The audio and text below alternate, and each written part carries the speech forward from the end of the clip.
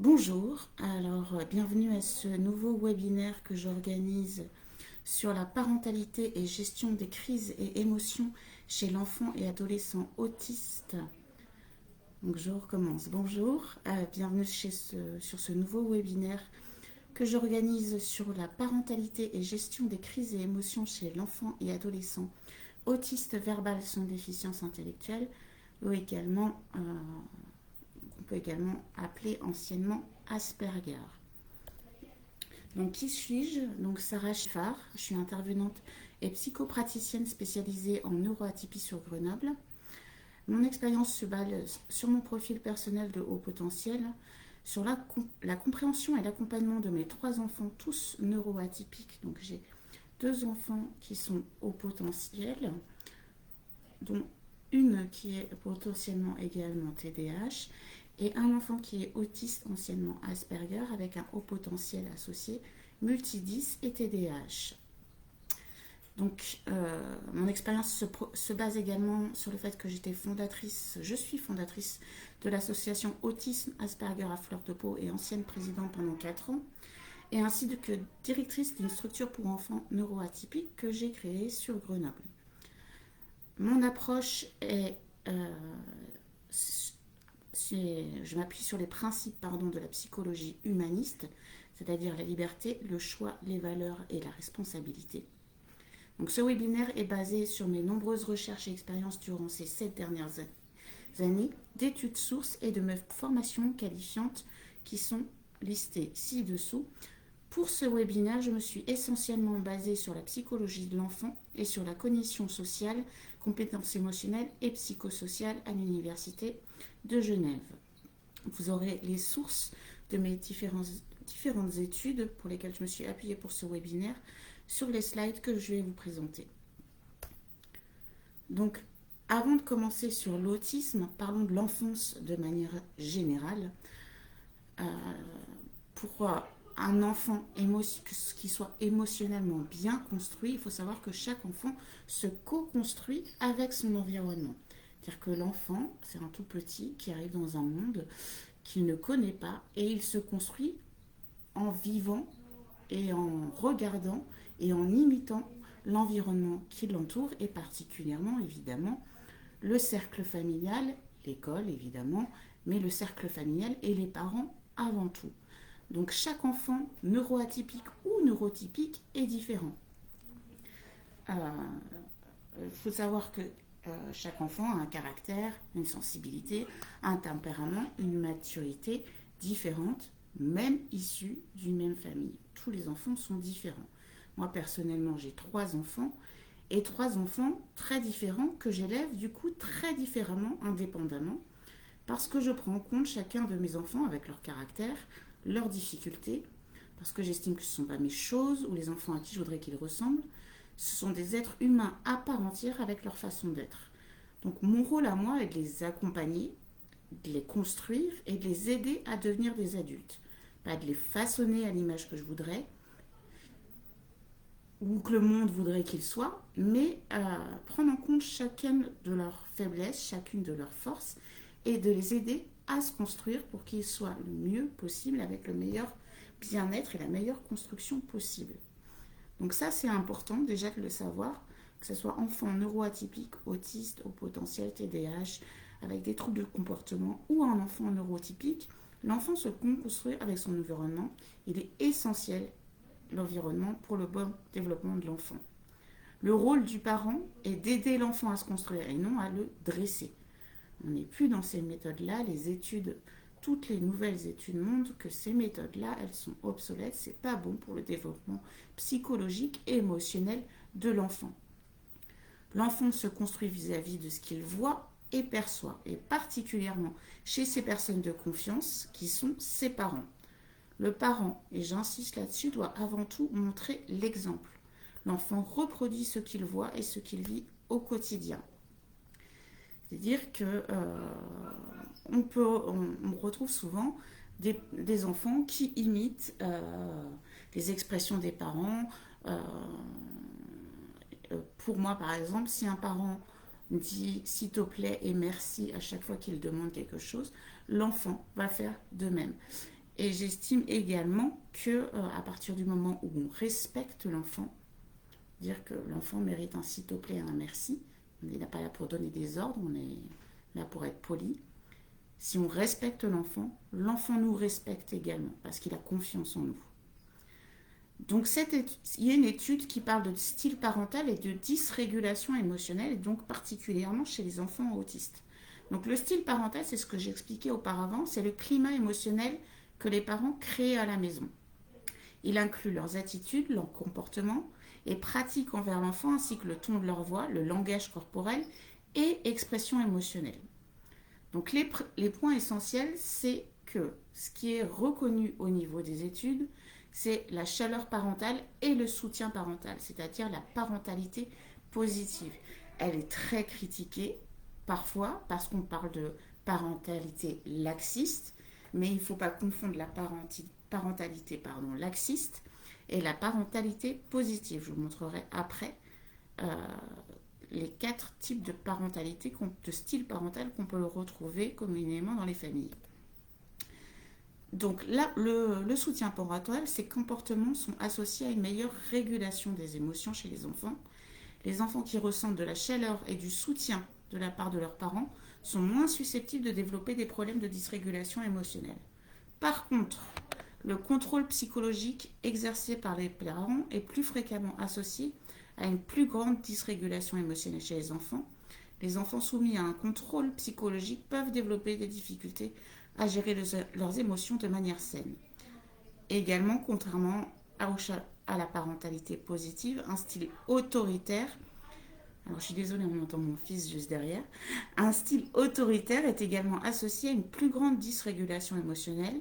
Les enfants de parents autoritaires peuvent se sentir moins soutenus émotionnellement et plus stressés, ce qui complique la gestion de leurs propres émotions. Vous avez la source de cette étude juste là ci-dessous. Donc, qu'est-ce que le style parental? Ça détermine la qualité des interactions entre les parents et l'enfant et participe à l'équilibre psychologique des enfants. Le style parental comporte 2 aspects, l'acceptation et l'exigence. L'acceptation ou la chaleur se réfère à la manière dont les parents soutiennent l'individualité et l'autonomie de leur enfant en étant attentifs à ses besoins. L'exigence ou le contrôle concerne les attentes des parents pour que l'enfant respecte les règles familiales, incluant la supervision, la discipline et la confrontation des comportements inappropriés.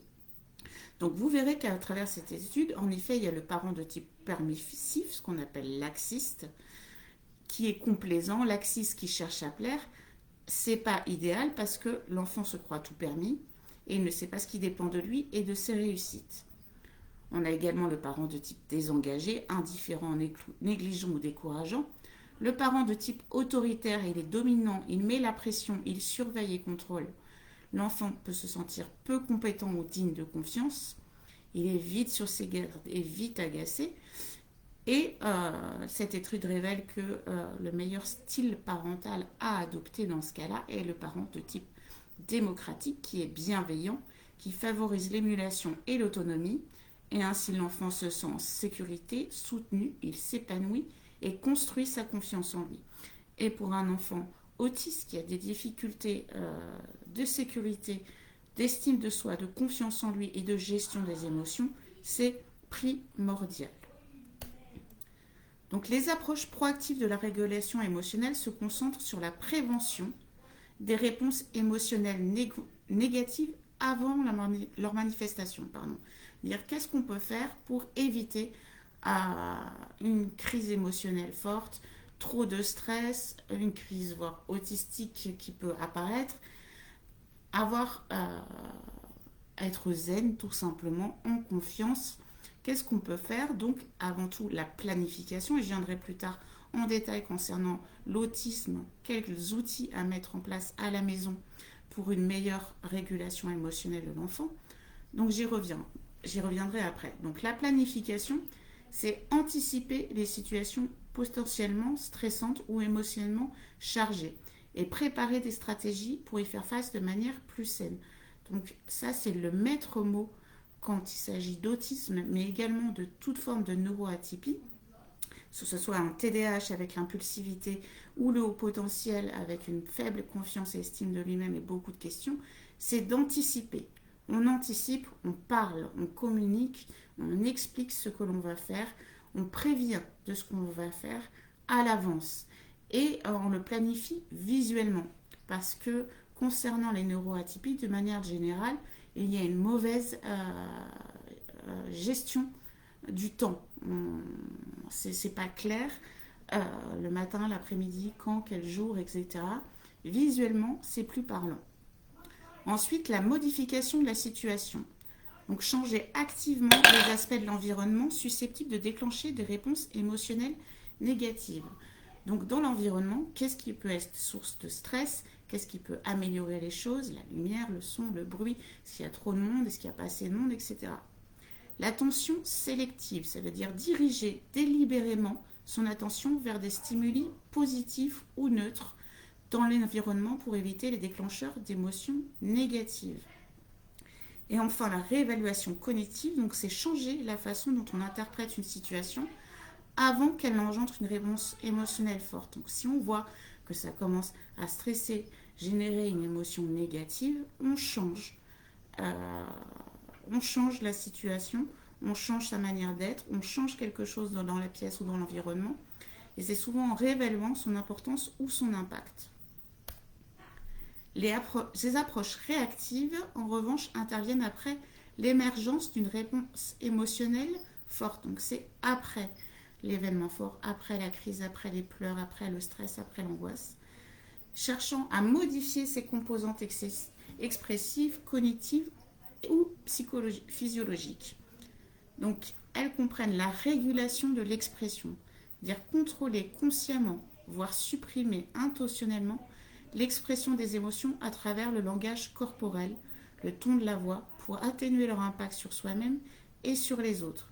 Ne pas punir de manière sévère ou humiliante, ne pas répondre avec colère, c'est-à-dire qu'on se régule soi-même, on se contrôle, on change l'expression de sa voix, on change son langage corporel pour aider à la régulation de l'émotion.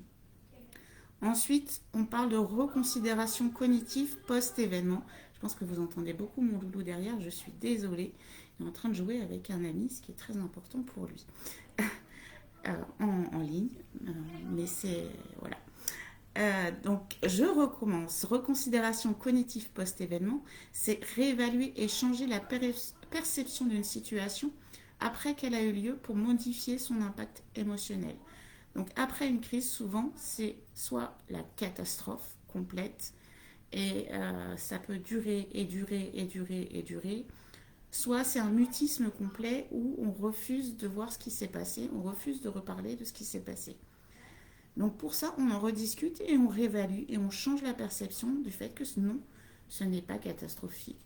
Non, ce n'est pas grave si tu as été en colère, etc. Et ensuite, on peut utiliser des techniques corporelles et de relaxation.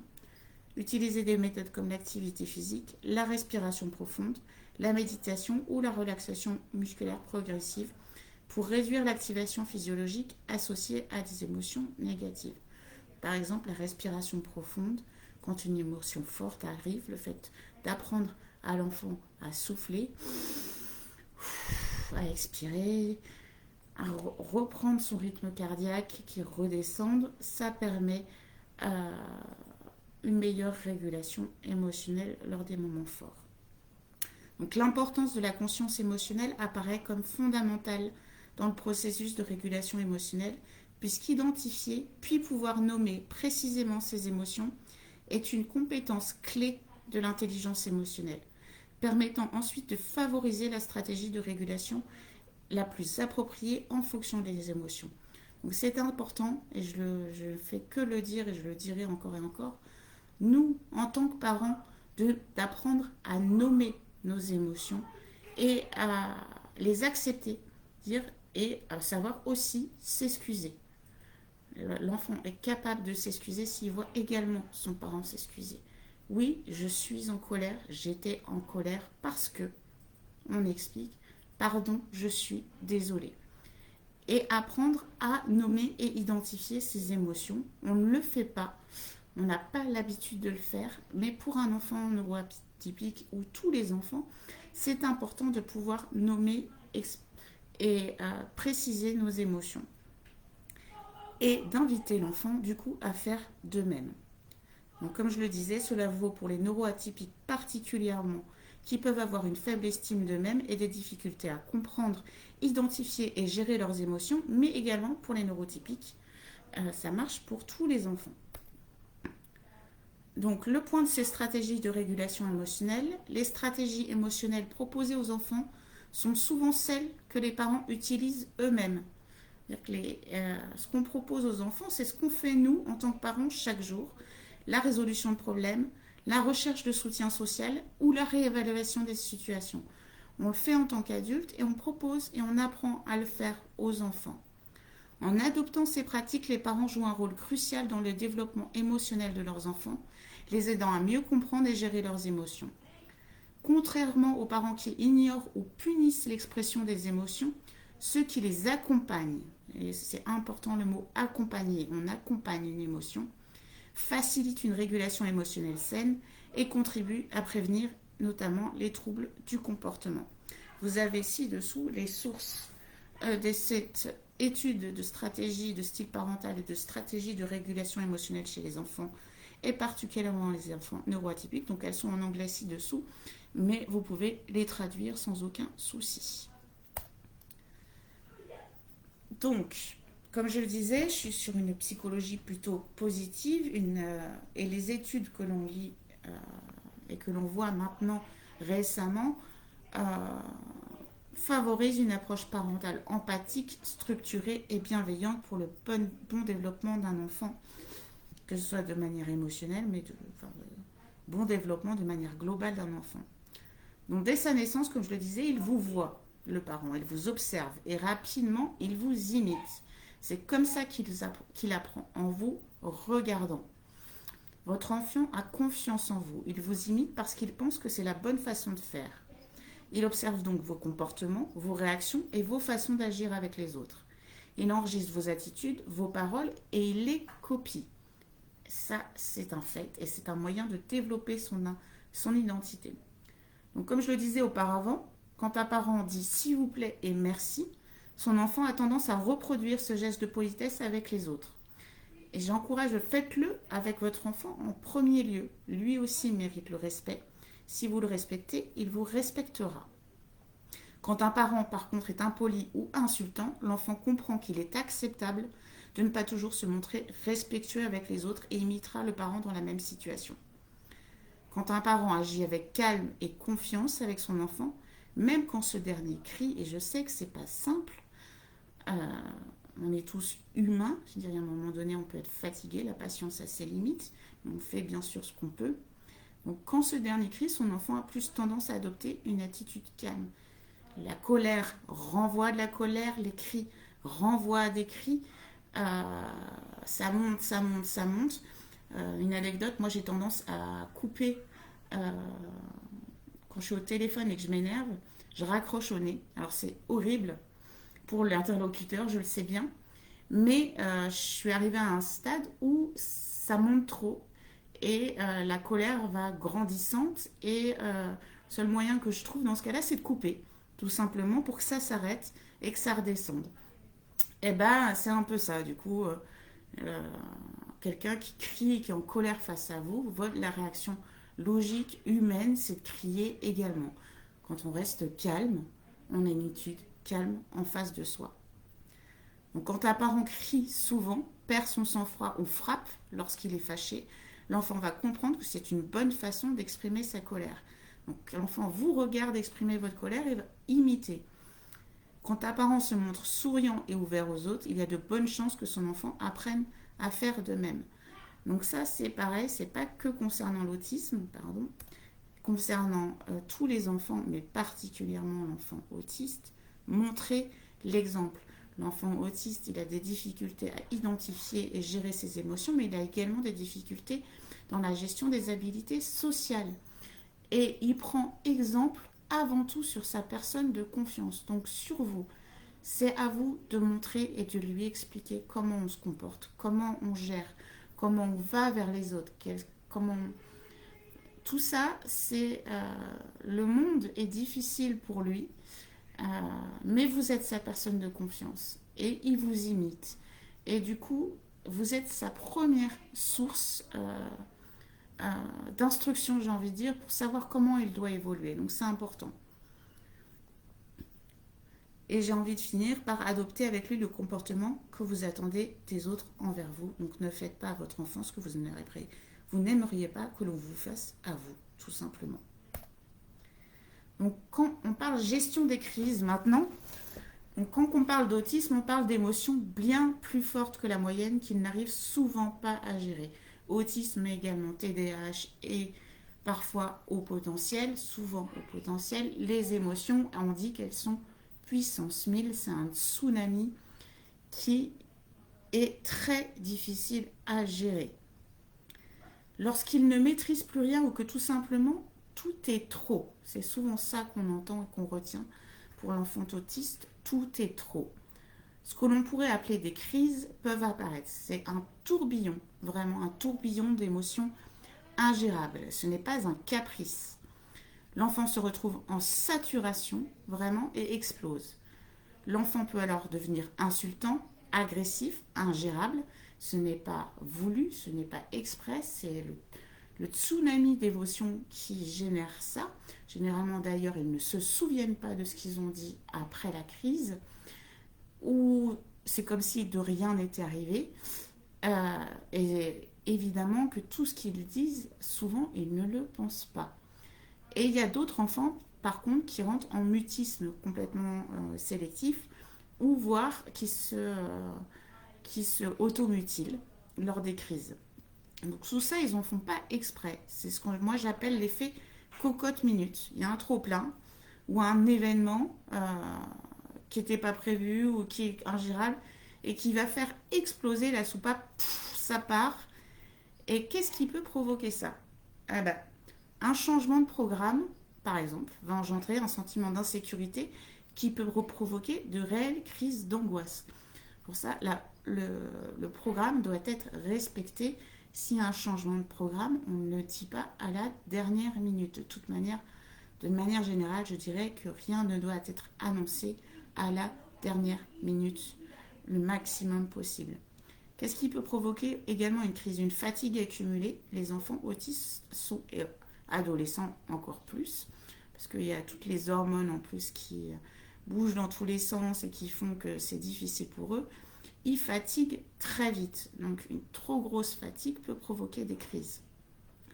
On peut retrouver également trop de stimuli comme les bruits, les sollicitations, la lumière, trop de monde, trop de stimuli extérieurs qui viennent générer des émotions trop fortes, un changement des habitudes de vie, et c'est pour ça que je fais ce webinaire pendant les vacances. Exemple, lors des vacances.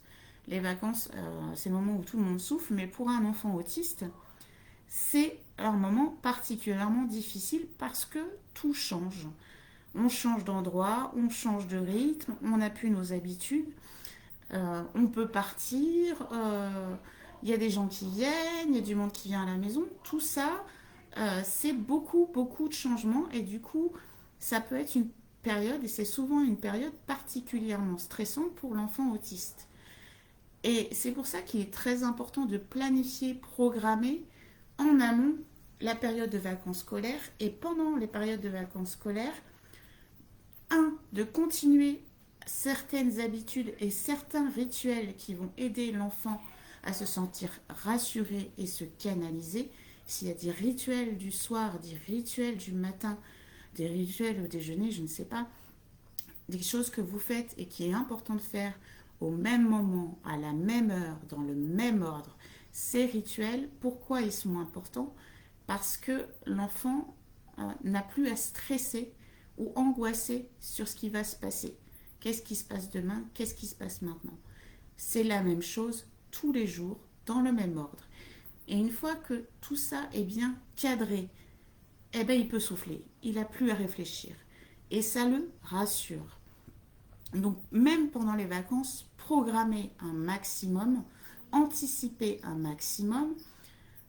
Prenez en compte le fait que cette période est particulièrement difficile pour les enfants autistes Et si possible, laissez des rituels que vous faites toute l'année en place.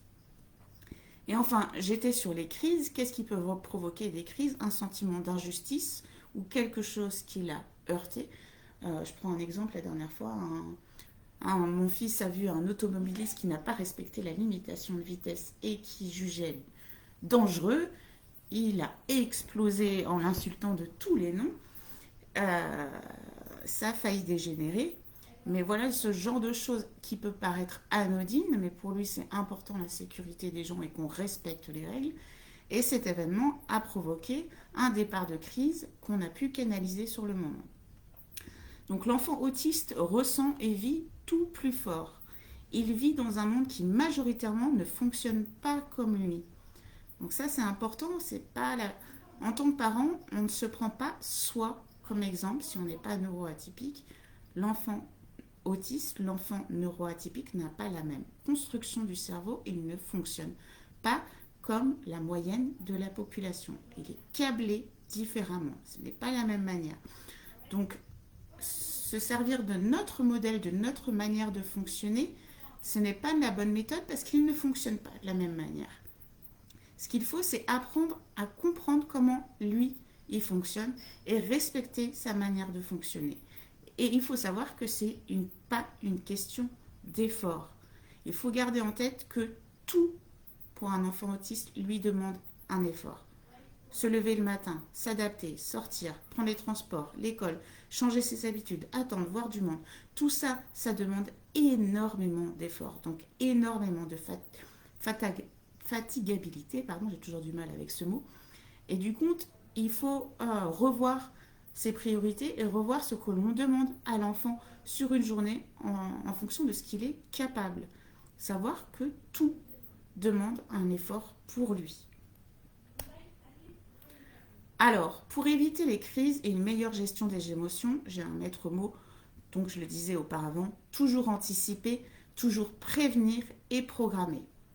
Aller chez le coiffeur ou tester une nouvelle activité sont des situations banales et anodines pour la plupart d'entre nous. Mais certaines situations comme celle-ci revêtent un caractère très stressant pour une personne autiste. Donc, quelques conseils donc pour mieux les aborder. Anticiper la nouveauté, anticiper tout court. Avoir un programme avec Picto ou juste s'il est en capacité d'écrire. Alors pourquoi avec Picto? Avec des images, parce que l'enfant autiste a une mémoire euh, euh, photographique, il comprend bien mieux avec les images qu'avec des mots. Donc le fait d'avoir un planning sur la semaine ou même un planning du mois avec des images ou un programme bien défini, c'est super, super, super important. J'encourage à faire des plannings de semaine type avec notamment les rituels matin, midi et soir ou les rituels matin et soir et son programme imagé ou écrit, comme vous voulez, avec tout ce qui va se passer pendant cette semaine. Et ce qu'il faut absolument, c'est prendre le temps chaque soir de visualiser et de regarder le programme du lendemain ou de la semaine.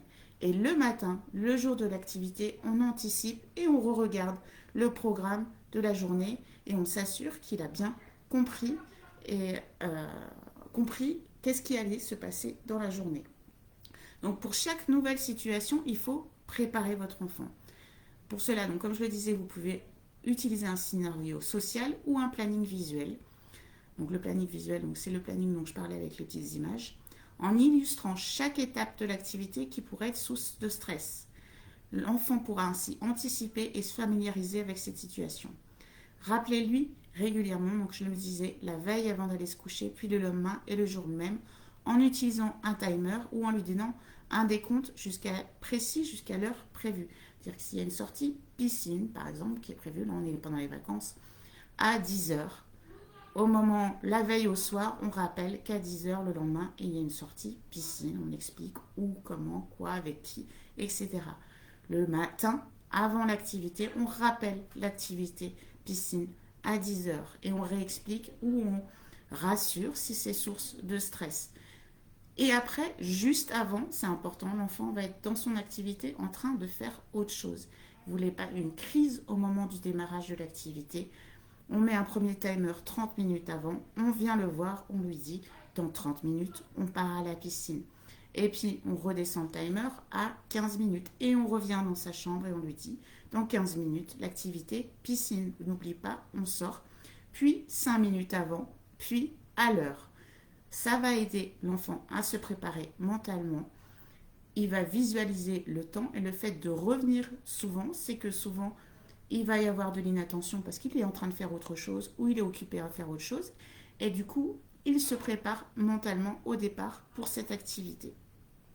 Donc tout ce qui est annoncé à la dernière minute peut être déclencheur de stress et donc de crise. On évite vraiment tout ce qui est annoncé à la dernière minute.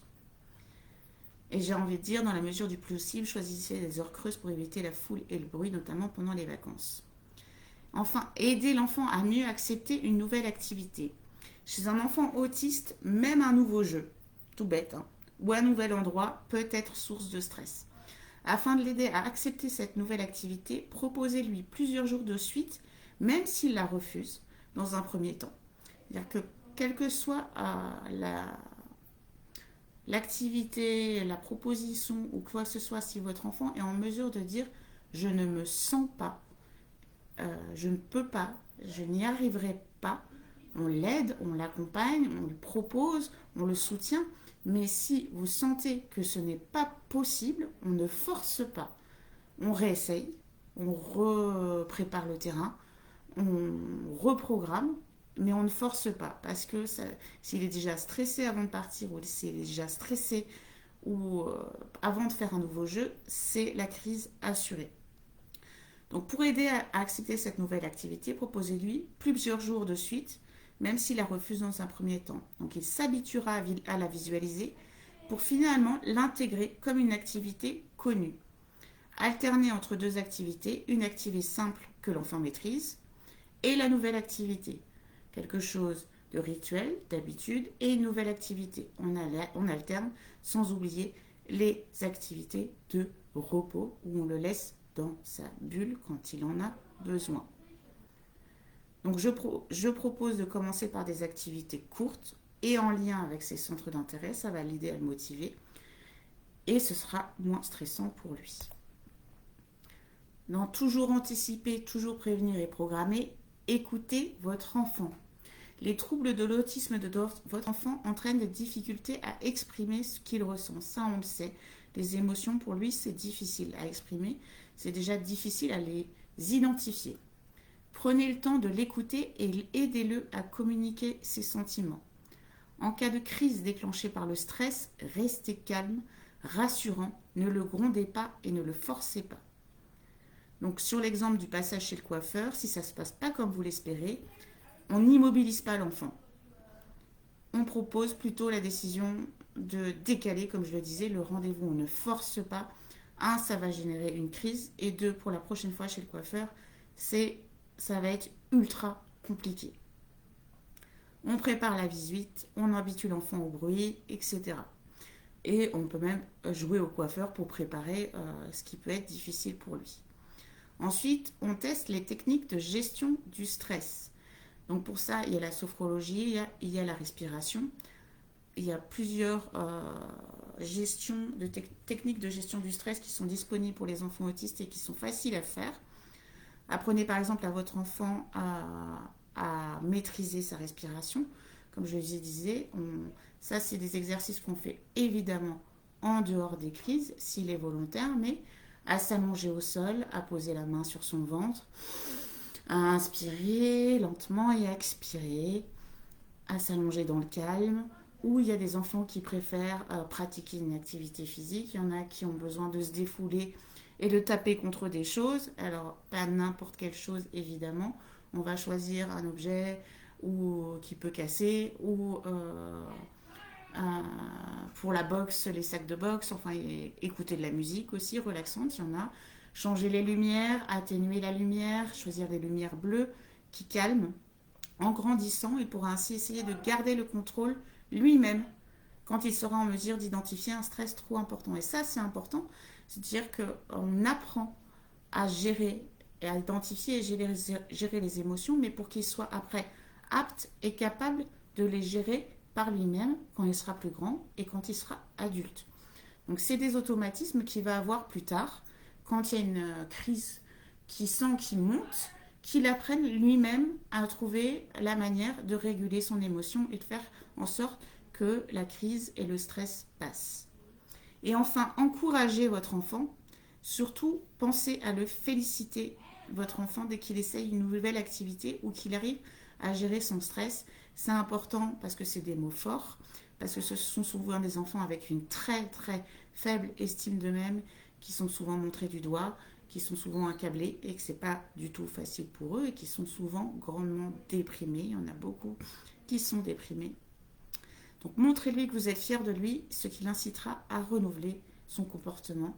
C'est une récompense où on est aussi sur le système de récompense qui peut fonctionner aussi, que nous on fait à la maison avec les petites étoiles.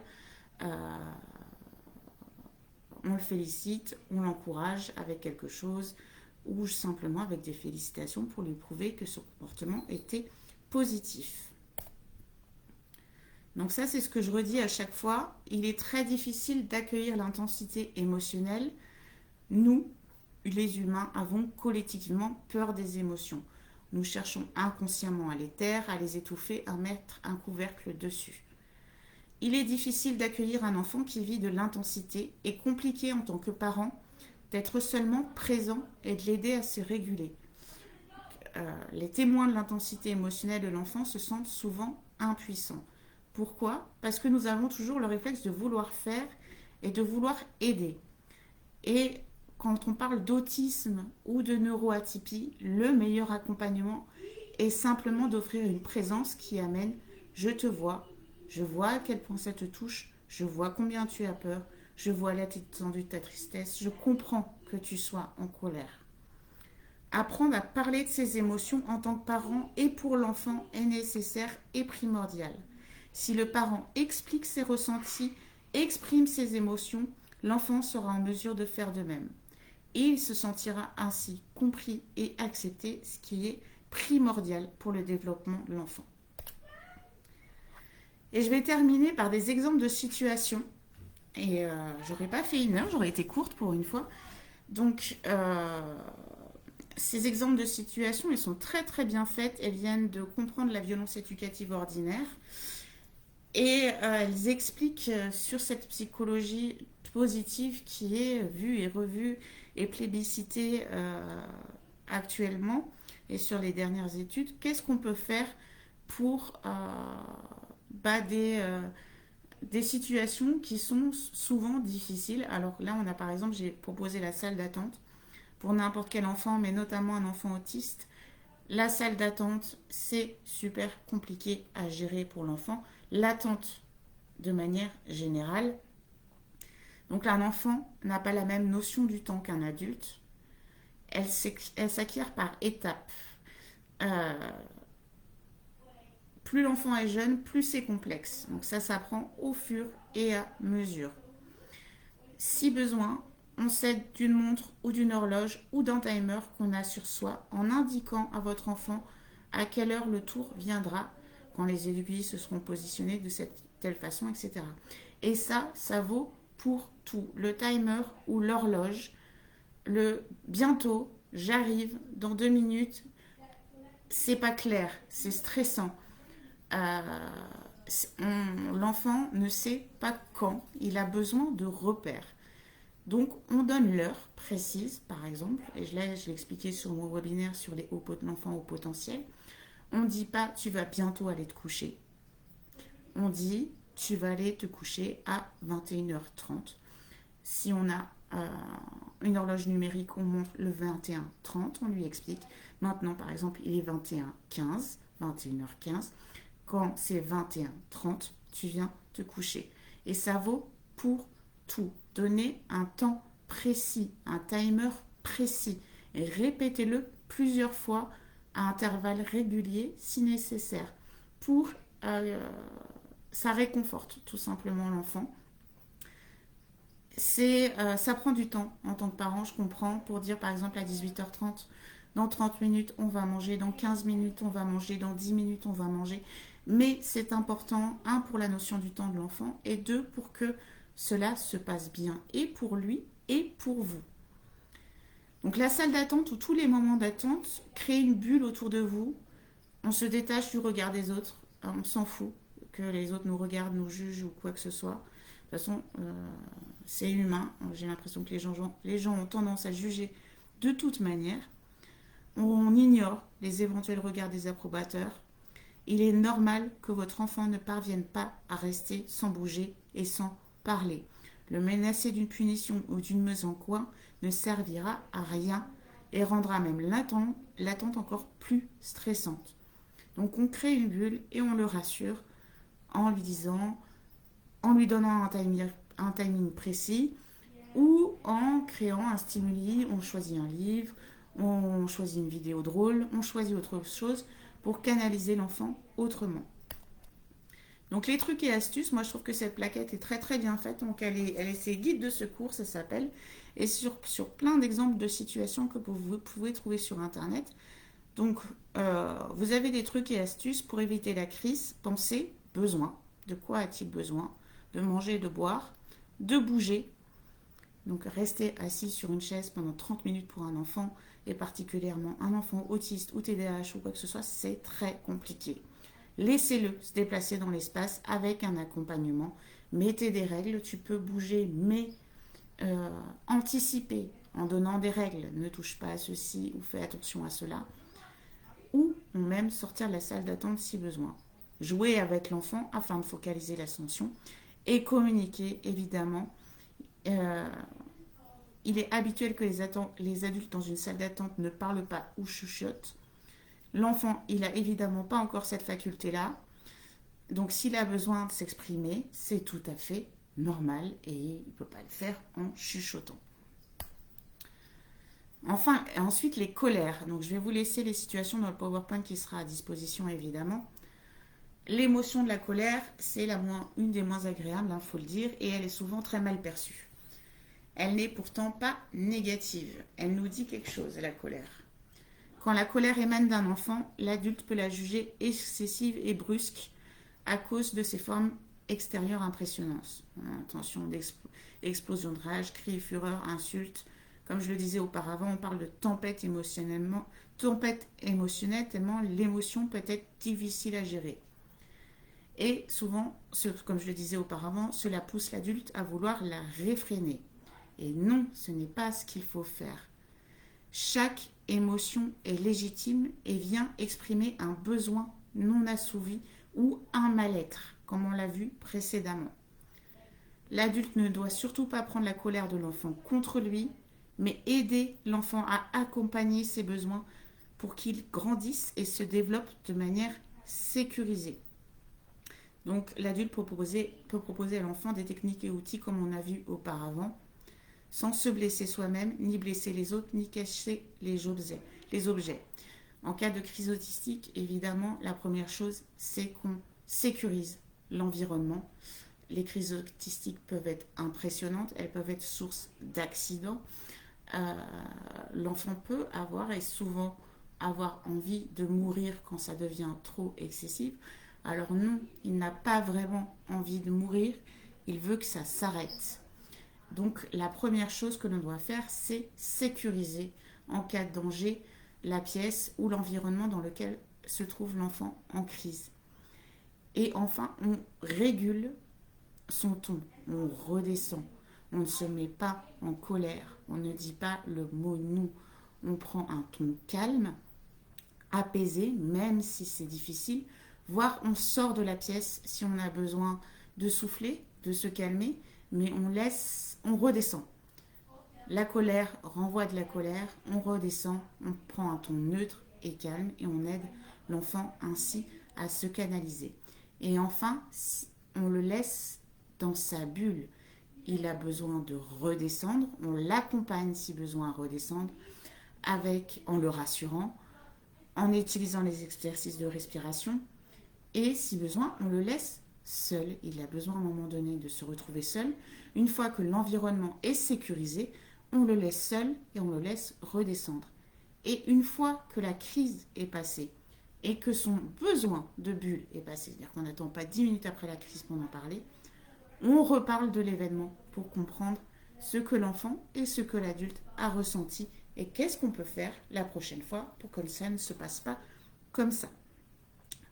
Donc voilà, sur le moment, sécuriser, adopter une posture empathique et neutre, proposer à l'enfant de télécharger l'émotion, ne pas essayer d'apporter des éléments rationnels pendant la crise, ça ne sert à rien. Tout ce que vous direz pendant la crise ne servira à rien. Il ne l'entend pas, il ne peut pas se contrôler à ce moment-là. Et plus vous criez, plus c'est... Moi, j'utilise souvent la... C'est comme si l'enfant était sous une grosse cloche et à chaque fois que vous criez, vous retapez sous la cloche. Ça fait un gros boum. Et ça fait encore une plus grosse explosion. Ce n'est pas ce qu'il faut faire. Et une fois, donc, quand la colère est passée, se rappeler qu'il n'y a pas de caprice, mais une réelle détresse au moment de l'expression de l'émotion. Éventuellement, rejouer la scène, rendre l'enfant acteur de la situation, lui proposer de trouver des solutions pour exprimer la colère de manière plus adaptée. Fabriquer ensemble une boîte à outils de la colère avec des outils, les baromètres de la colère, les balles à malaxer, les antistress, etc. Ça marche plutôt bien.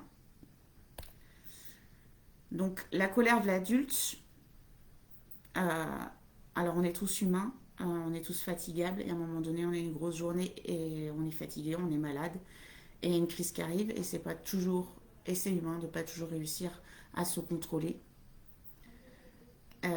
Et vis-à-vis de l'attitude d'un enfant et particulièrement d'un enfant autiste, on connaît un bon nombre de burn-out parentaux, de burn-out tout court, de dépression, d'anxiété chez les parents d'enfants autistes. C'est difficile, c'est fatigant. Donc on est humain, il faut savoir qu'on a le droit aussi d'en avoir marre, on a le droit aussi d'être fatigué, on a le droit aussi d'être en colère. On essaye évidemment, comme énoncé avant, de faire rester au maximum calme, mais c'est pas la fin du monde euh, si on se met en colère de temps en temps parce que tout simplement on est humain. Mais ce qui est important, c'est de ne pas se laisser submerger ou emporter par la colère et réagir avec violence. Il faut apprendre à exprimer notre colère de manière non violente, ni verbalement, ni physiquement. Et c'est ce qui l'aidera à se construire émotionnellement. Un enfant qui verra un adulte gérer sereinement sa colère saura qu'il a lui-même le droit d'être en colère, mais qu'il est possible de la vivre et de l'exprimer de manière non violente. L'adulte est toujours responsable de sa colère, l'enfant n'est jamais responsable de la colère de l'adulte. Donc il y a des techniques que je vous laisserai lire sur à chaud, à froid, pour euh, essayer d'avoir, quand on se met en colère et que c'est humain et qu'on n'y arrive pas et qu'on est fatigué, d'essayer de la gérer le mieux possible. Et à froid, de s'excuser, comme je le disais, si vous voulez que votre enfant ait confiance en vous et vous respecte, il s'excuse, mais vous vous excusez également et vous lui expliquez.